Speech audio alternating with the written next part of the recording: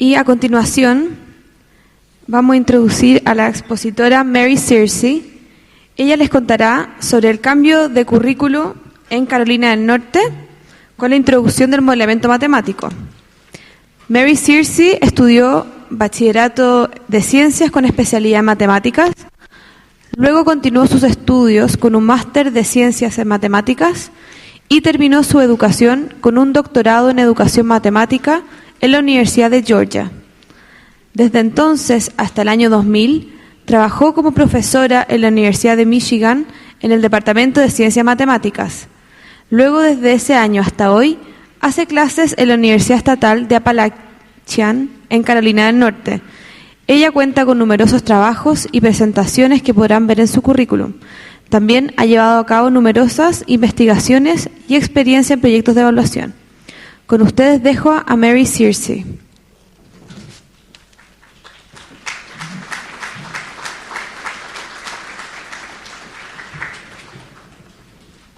Good morning. Buenos días. Wow, hay tanta gente. Soy Mary Beth y estoy tan feliz de estar aquí con todos ustedes. Muchas gracias por tomarse el tiempo de venir y también investigar con nosotros qué es lo que puede significar el modelamiento en la escuela, en los colegios básicos, medios, y muchas gracias. Tuve tiempo para hablar con mis colegas de todo el mundo y es maravilloso para mí poder venir y aprender lo más que pueda a medida que también doy mi presentación. Así que espero poder hablar con algunos de ustedes durante los siguientes días para poder aprender más. Lamentablemente no hablo nada de español. Muchas gracias a los traductores, gracias. Así que una de las cosas que me gustaría hacer es hablar sobre mis experiencias en Estados Unidos con el modelamiento matemático y cómo he trabajado con algunas actividades que pueden realizarse a distintos niveles en los currículums para poder hacer conexiones, para poder ver cómo se vinculan las matemáticas. Así que voy a comenzar mi presentación. Así que para comenzar, soy de Estados Unidos, de Carolina del Norte, y cuando estaba viendo mi currículum, está Chile y Estados Unidos, que tienen nuevos currículum matemáticos. Por lo tanto, ustedes están viendo el currículum nacional y están implementando de 1 a 6. Está muy bien. Y en Estados Unidos casi tuvimos un currículum nacional.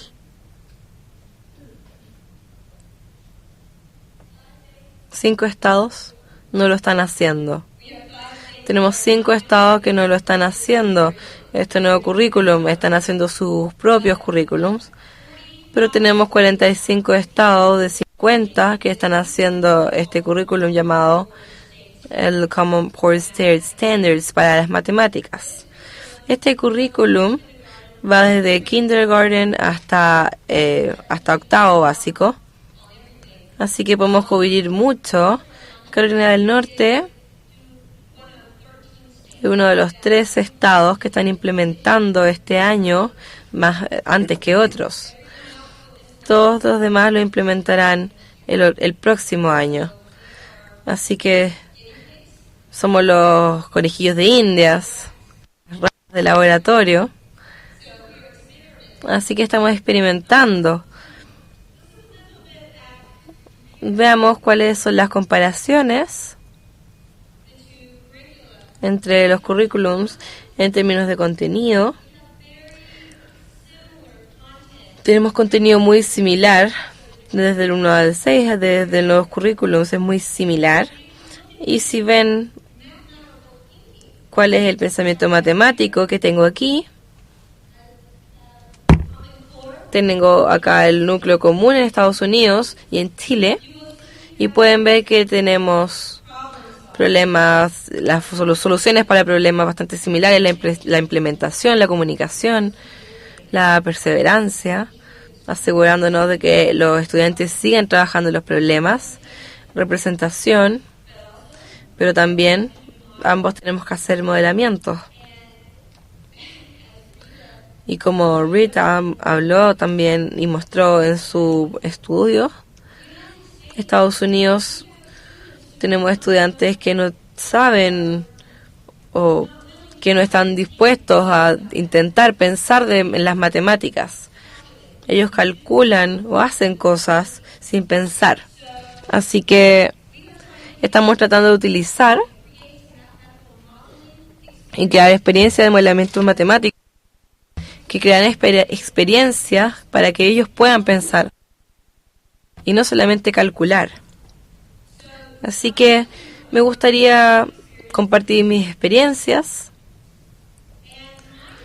y mi viaje utilizando el modelamiento matemático comenzó con algunas preguntas.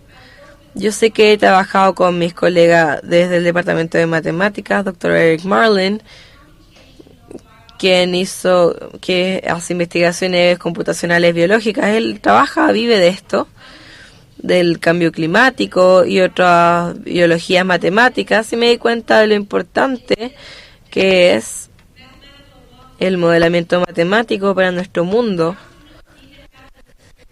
Y nuestros estudiantes necesitan tener estas experiencias, pero ¿cómo esto se traduce en mi salón de clase? ¿Con qué propósito voy a ayudar a mis estudiantes a entender la matemática?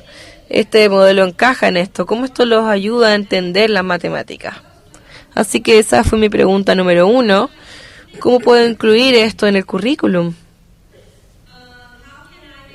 ¿Cómo puedo asegurarme de que mis estudiantes hagan las conexiones matemáticas que tienen que hacer? ¿Y qué es enseñar el modelamiento matemático? Así que estas eran mis preguntas. Tenía muchas preguntas. Así que les voy a hablar sobre la primera pregunta y mi investigación. ¿Por qué tengo este modelo? ¿Por qué está en mi salón de clase?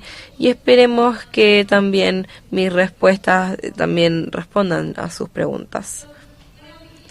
Así que cuando comencé a pensar en esto, mi primera pregunta, el primer motivo para incluir el modelamiento en mi salón de clase fue, primero que todo, darle a mis estudiantes la experiencia del modelamiento, hacer que ellos piensen, dejarlos descubrir algo nuevo. El modelamiento genera mucha emoción, especialmente cuando les damos una pregunta y no tienen la respuesta correcta. No sabemos cuál es la respuesta. Tengo un ejemplo de esto, así que ¿cómo lo hacen cuando se acercan a mí y me dicen cuál es la respuesta? Y yo digo, no lo sabemos. ¿Qué es lo que haces? Esa es una pregunta muy interesante. También los estudiantes pueden ver que el modelamiento es un proceso muy complejo. No se puede hacer en 5 minutos, simplemente la mayoría del tiempo. Hay que pasar algo de tiempo pensando en esto. Y también creo que promueve la co-creatividad entre los estudiantes. Ellos tienen que pensar y utilizar sus talentos. Y visualizar, tienen que dibujar, pueden manipular y construir cosas. Y también la capacidad para poder comunicar ejemplo de este problema, que les da a los estudiantes la experiencia del modelamiento. Cristóbal Colón, explorador. ¿Cuántas barreras de agua avanzó Cristóbal Colón para poder llegar en 1492 al Nuevo Mundo? ¿Cuántas? ¿Lo saben? 3. ¿Cuántos barriles? 3. 3 barcos, ¿cuántos? ¿Cuántos hombres se necesitó? ¿Necesitaban tomar agua? Quizás no es tan importante. Entonces, ¿cuántos barriles se necesitó para llegar? ¿Lo saben? ¿No? Yo tampoco. Me sentaré ahora.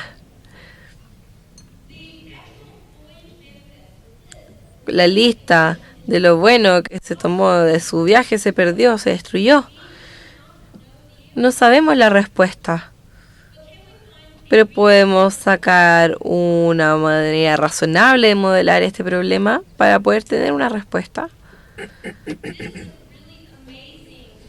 Este es un problema muy impresionante porque se puede hacer en múltiples niveles de estudiantes. Con los buenos estudiantes. He hecho esto con estudiantes buenos, pero en Carolina del Norte, donde nosotros vivimos, estamos lejos. ¿Se puede escuchar bien? Estoy tratando de no moverme. Gracias. En Carolina del Norte vivimos lejos del océano, así que nuestros estudiantes pueden saber cuál fue la primera pregunta que me hicieron. La primera pregunta fue: ¿por qué necesitamos agua? Tenemos toda el agua en los barcos. Podemos beber del océano. No tenían el conocimiento de que no se puede beber del océano. Por lo tanto, tenían que aprender algunas cosas sobre la situación. Y hicieron una investigación. También estaban a aprender sobre otras cosas que tendrán un impacto sobre la necesidad del agua. Por ejemplo, cuántos días viajó Cristóbal Colón, o cuántos días estaba planeando viajar. Se perdió, ¿se acuerdan? Fue a una parte que no estaba planeando ir. Así que hay algunas preguntas bastante interesantes ahí. Pueden modelar qué es lo que estaba planeando, el viaje que estaba planeando, pueden modelar qué es lo que hizo realmente. Son preguntas muy abiertas y que los estudiantes pueden investigar y aprender mucho sobre la matemática, historia, la sociedad en 1492, muchas cosas que pueden aprender. Y luego tienen que justificar la matemática. Como Rita empezaron a multiplicar. ¿Por qué estás multiplicando? Tienen que explicarme por qué. Y luego esto, ¿por qué mis estudiantes empezaron a preguntar el por qué? Esa es la palabra que se decían siempre y les preguntaba yo. No les gustaba la pregunta ¿por qué? Pensaban en esto como una vulgaridad casi en mi sala de clase. ¿Por qué? ¿Por qué me preguntas por qué? Deja de preguntarme eso. Así que toma un poco de tiempo para ellos poder pensar de esta manera. Tienen que comunicarse conmigo, así como también los miembros del grupo, como lo que estaba ocurriendo con tus grupos. Así que el segundo motivo, me gusta también reforzar la matemática que ya se aprendió. Eso es algo muy bueno, ¿cierto? Y para reforzar lo que ya saben, para hacer conexiones, podemos permitir a los estudiantes saber cómo se aprenden las matemáticas y cómo se conectan al mundo real, cómo interpretan el mundo real, y preguntar y que ellos mismos se hagan sus preguntas. Uno de los problemas de modelamiento más importantes viene de mis propios estudiantes. Y ellos me dicen, bueno, ¿y qué pasa si hacemos esto? ¿Y por qué Colón hizo lo otro? ¿Por qué quisiéramos hacer esto?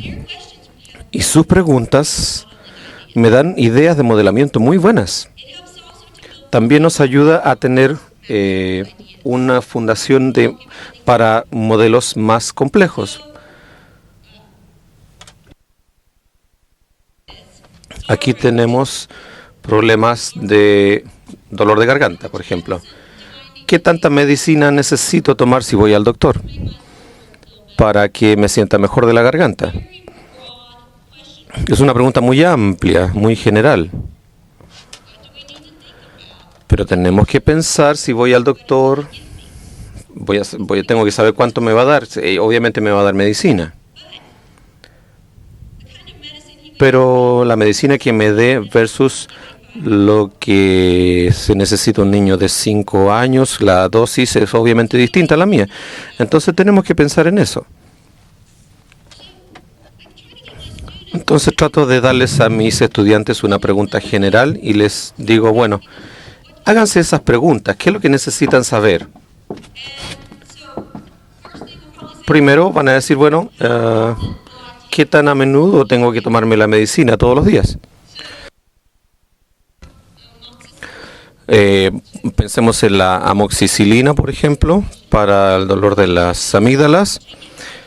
Y tenemos que tomarla cada 12 horas para los niños pequeños. Una dosis en la mañana y otra en la noche, antes de irse a acostar.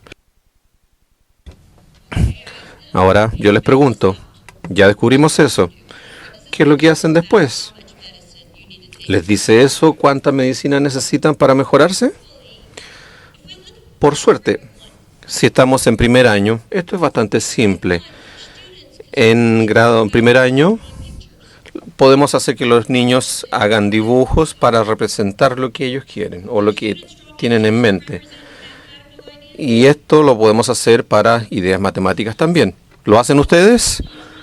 O también podemos utilizar una cuchara, ¿cierto? Para indicar la dosis de medicina, para así poder contar. De esa manera voy a contar. En la mañana y en la tarde, 2 dosis, día 1.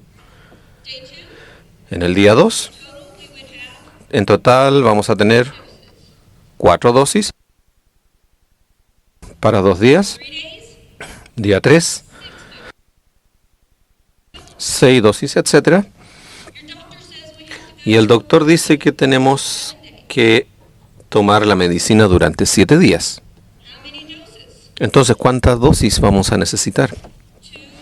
2, 4, 6, 8. Algo de español sé. Bueno, 10. ¿10? Para 5 días. 10. 12 y 14. No sé el número 14 en español, pero eso es para los 7 días, ¿cierto?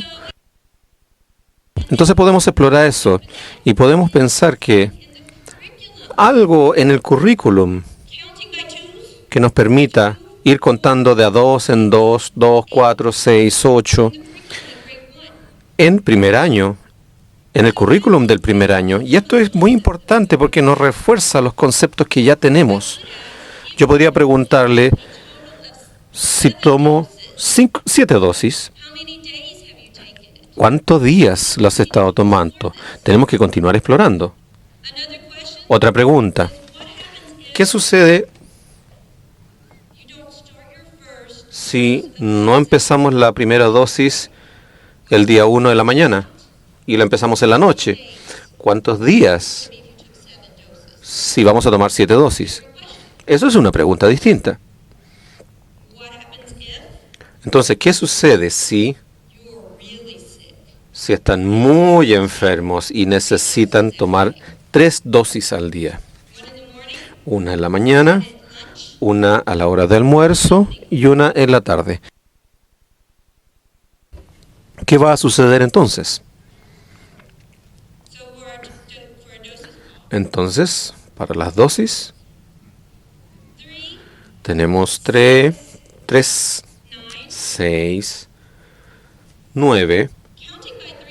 Ahora, contar de 3 en 3 no está en primer año, pero podemos extender.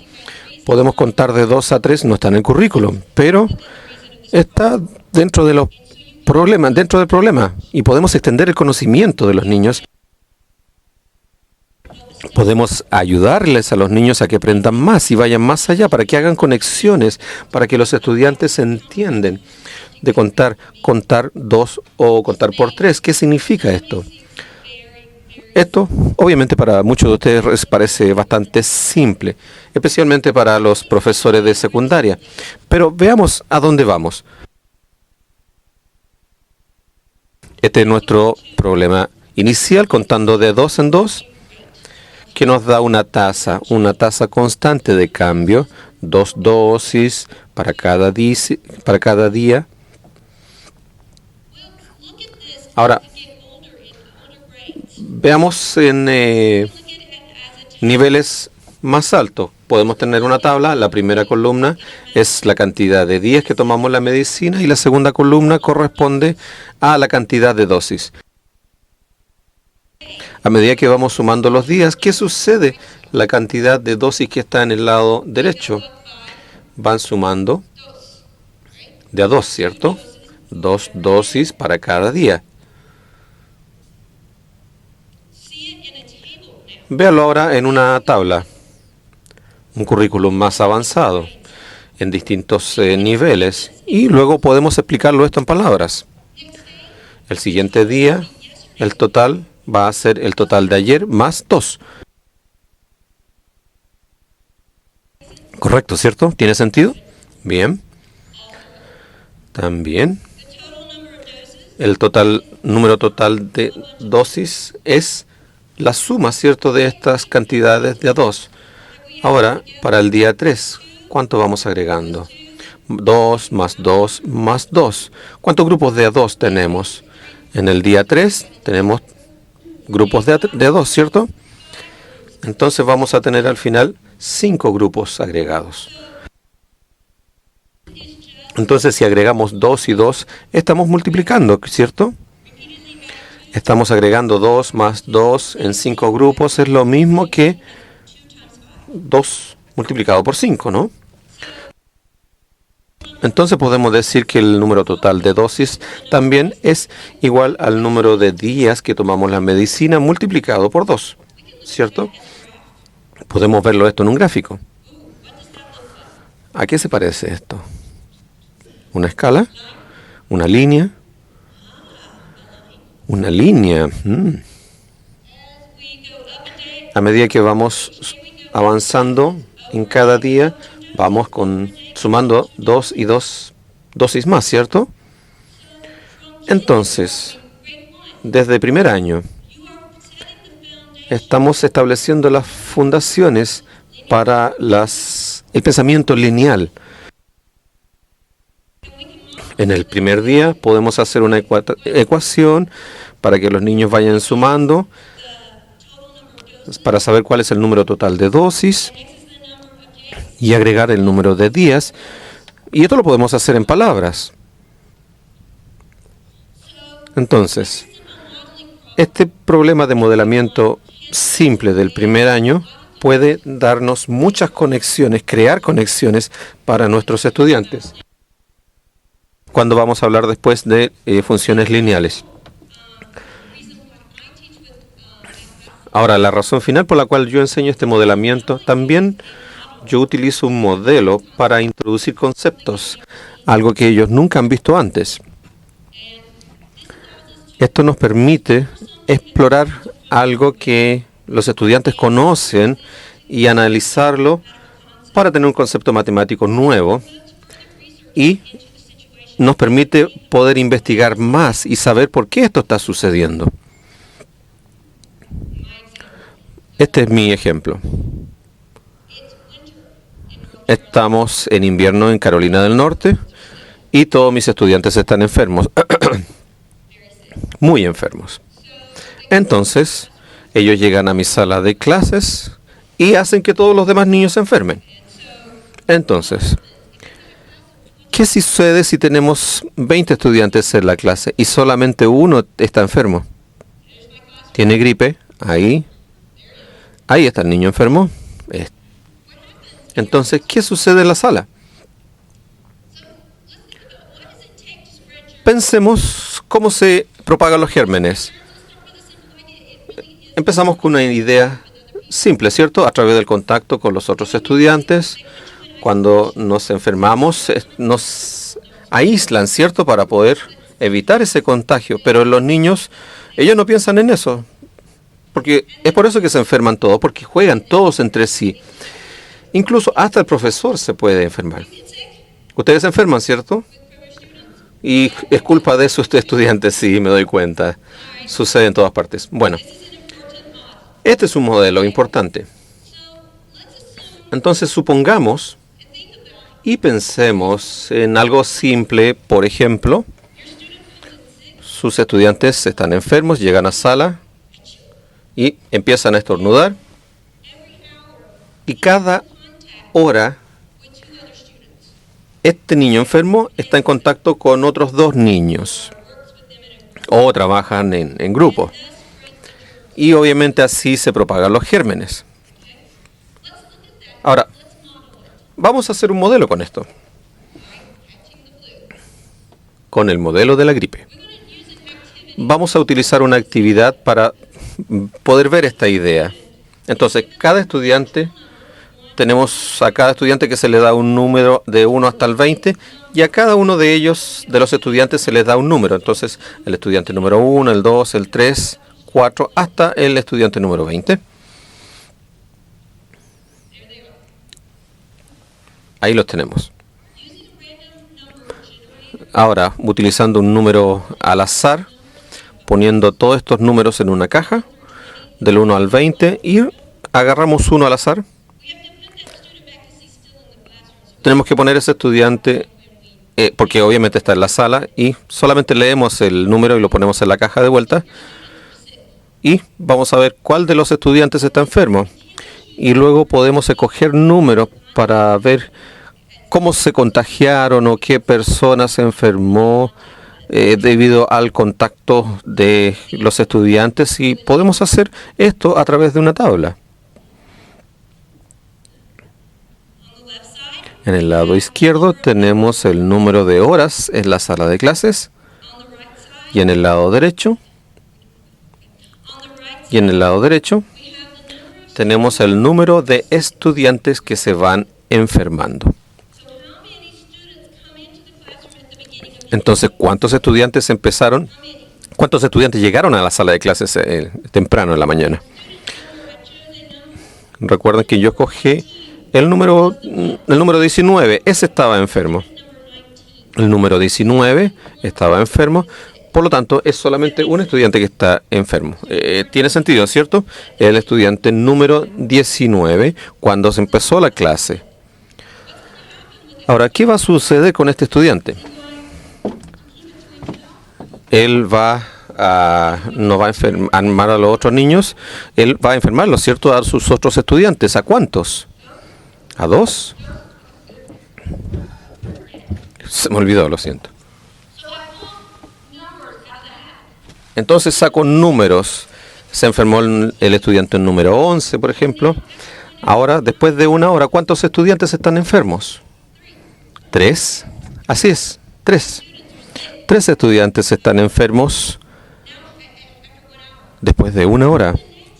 Y durante la siguiente hora, el estudiante 19 se junta con otros 2 estudiantes, con el estudiante número 5 y el estudiante número 10. Y los enferma. Y también estos otros estudiantes trabajan con otros estudiantes, ¿cierto? Entonces, ¿qué sabemos respecto al estudiante número 5? Él ya está enfermo. Entonces, ¿la persona se puede enfermar ya? Más no, ¿cierto? Porque ya está infectado. Y luego, el estudiante número 9. También el estudiante número 18 está en contacto con el estudiante número 20 y el número 3. ¿Ellos han estado enfermos? ¿Ya están enfermos? ¿Antes de eso estuvieron enfermos? No, ¿cierto? Entonces se enferman ahora. ¿Podemos decir cuántas personas ya están enfermas después de 2 horas? Ya tenemos 5 personas. El 9, el 11, ¿cierto? Y otras 5 personas más. Entonces, ¿cuál es el total? Teníamos del original los 3, tenemos a 8 ahora. ¿Tiene sentido, cierto? Y luego podemos continuar con la siguiente hora. Ahora se empieza a complicar un poquito más, ¿cierto? Según el dibujo, porque tenemos 8 personas que se van a juntar con otras 2 personas más cada uno y para mantener, ¿cierto?, esta tabla de propagación. Vamos a tomarnos un tiempo. Ahora, desaparecieron algunos de mis estudiantes. Creo que tengo algunos errores acá. Pero al final, perdónenme, voy a ir un poquito a la pantalla. 1, 2, 3, 4, 5, 6, 7, 8. 8 de la hora anterior, ¿cierto? Y 9, 10, 11, 12, 13, 14, 15, 16. 16 personas están enfermas ahora. 16 estudiantes. ¿Después de cuántas horas esto? Después de 3 horas. Uf.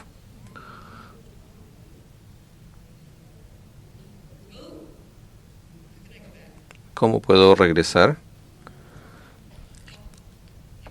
Ahí está. Entonces, si pensamos que enfermamos a 2 personas, ¿cierto? Vamos a duplicar el número cada vez. Pero esto es lo que sucede. Empezamos con 1, luego 3, 5. ¿Estamos duplicando todo exactamente? No exactamente, ¿cierto? Y después de un cierto tiempo, ¿qué sucede con el número de personas? ¿Qué sucede con este número de personas?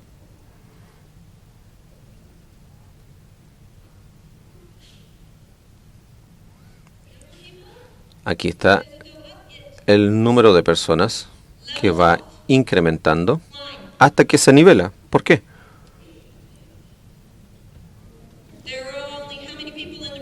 Recuerden, ¿cuántas personas estudiantes teníamos? 20, ¿cierto? Entonces tiene un límite. Esta es una curva logística, así la llamamos en matemáticas.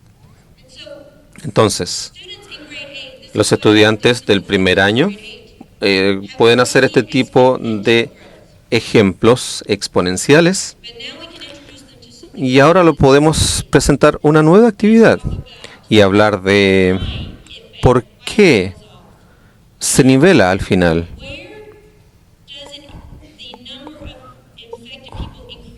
O cómo, o por qué, en qué parte se aumenta la cantidad de niños infectando y a dónde empieza a disminuir. Si pensamos en la influenza que ha existido en todo el mundo, ¿cierto? El virus del SARS o todo tipo de virus o de enfermedades, al modelar esto en forma matemática nos puede dar esto, le permite a los hospitales poder saber más o menos hasta cuál va a ser el límite de contagio y poder planificar, obviamente. Esto es muy importante cuando utilizamos la matemática en la biología del mundo real. Sin embargo, como siempre para mí, yo tengo más preguntas. ¿Qué pasa si cambiamos el número de contactos que tiene cada uno de los estudiantes? ¿Se va a cambiar entonces el modelo? ¿Qué sucede si con el contacto solo infectamos al 50% de los estudiantes? ¿Va a cambiar el modelo? Incluso cuando nos juntamos con distintas personas, ¿cierto? No todos se van a contagiar. Hay enfermedades infecciosas que se pueden modelar y que significan que no toda la comunidad se va a enfermar. Aquí en este caso todos se enfermaron, en esta situación en particular. Hay infecciones donde no todo el mundo se va a enfermar, probablemente. Podemos ver estas ideas y hacer algo de investigación con respecto a esto. ¿Qué pasa si permitimos que la gente se recupere? ¿Se pueden volver a enfermar? No. ¿Cuántos de ustedes se han enfermado una y otra vez? ¿Les ha pasado? Que se enferman y que 3 semanas después se vuelven a enfermar. ¿Y qué pasa si dejemos que la gente se recupere y se vuelva a enfermar? ¿Eso va a cambiar el modelo? Esos son los tipos de preguntas que surgen cuando empiezo a hacer los modelos. Veo el mundo y hago, ¿qué pasa si? ¿Qué pasa? Y muy pronto los estudiantes empiezan a preguntar, ¿qué pasa si? Y empiezan con preguntas. Y es muy emocionante estar así en la sala de clases, cuando empiezas a hacer estos modelos. Y también es muy espeluznante, es aterrador no saber la respuesta. Pero no tengas miedo. Está bien decir que no lo sabes, pero no está bien dejarlo ahí. Exploren con sus estudiantes, aprendan juntos. Se convierte en una comunidad de aprendizaje en vez de ustedes diciendo todo. Todos aprenden juntos. Soy una profesora muy emocionada, porque estoy muy emocionada como profesora porque tengo que hacer modelamiento y me emociona mucho llegar a mi sala de clases y empezar con esto. Así que mi viaje con los modelos, con el modelamiento de enseñanza continúa y siempre me deja con más preguntas que hacer. Muchas gracias.